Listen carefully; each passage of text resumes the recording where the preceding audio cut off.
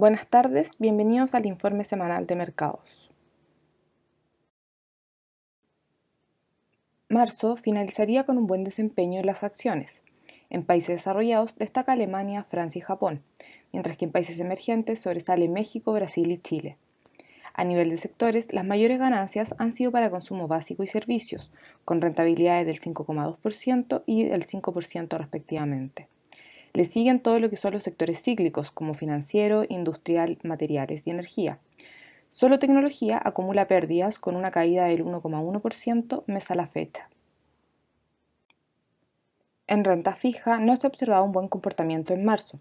Las clases con grado de inversión continúan muy afectadas y en los últimos días hemos visto una mayor caída en los diferenciales de tasa de los bonos corporativos estadounidenses high yield, beneficiando su rendimiento, mientras que en la deuda emergente, como vemos en el gráfico, estos diferenciales se ampliaron.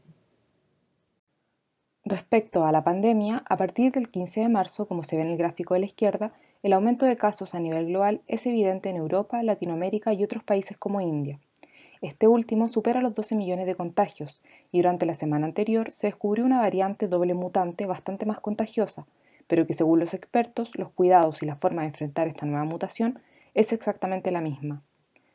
En Brasil, las autoridades sanitarias anticipan que la segunda ola será más fuerte y contagiosa que la primera debido a la circulación de nuevas variantes.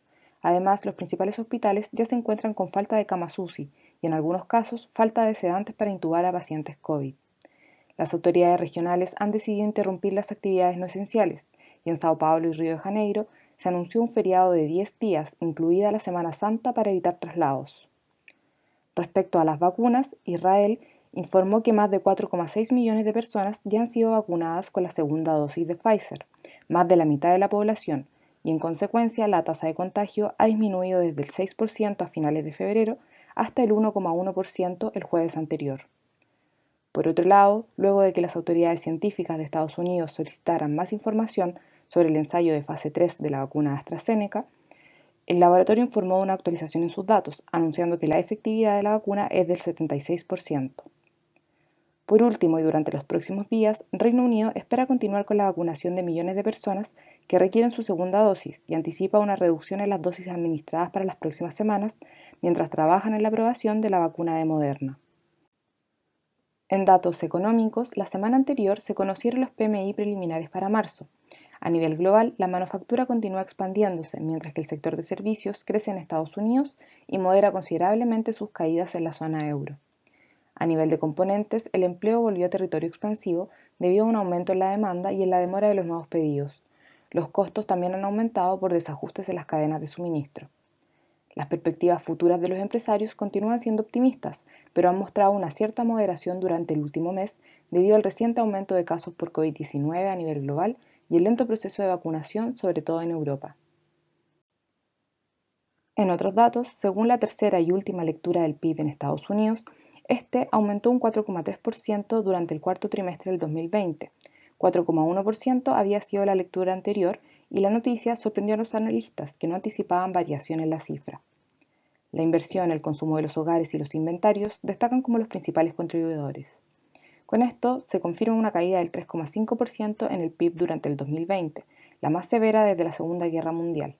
Y para el 2021, la Reserva Federal anticipa una expansión del 6,5% y para 2022 del 3,3%.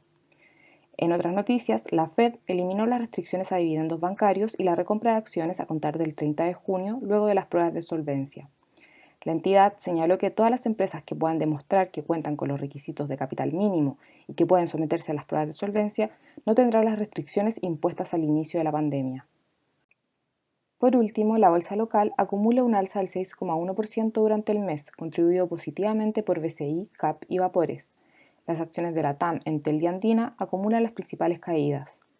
En marzo, el precio del cobre ha moderado sus ganancias y se estabiliza en torno a los $4 la libra. Esto ha impulsado el precio del dólar, lo que junto a los anuncios de nuevas cuarentenas en el país y el retraso de las elecciones del 11 de abril han llevado el tipo de cambio por sobre los 732 pesos, una alza superior al 1,3% mes a la fecha. Durante la semana se dará a conocer la política monetaria del Banco Central y el IPOM de marzo, que incluiría en sus proyecciones la actual cuarentena que enfrenta el país. Con esto finalizamos las principales noticias que han movido los mercados durante los últimos días. Muchas gracias.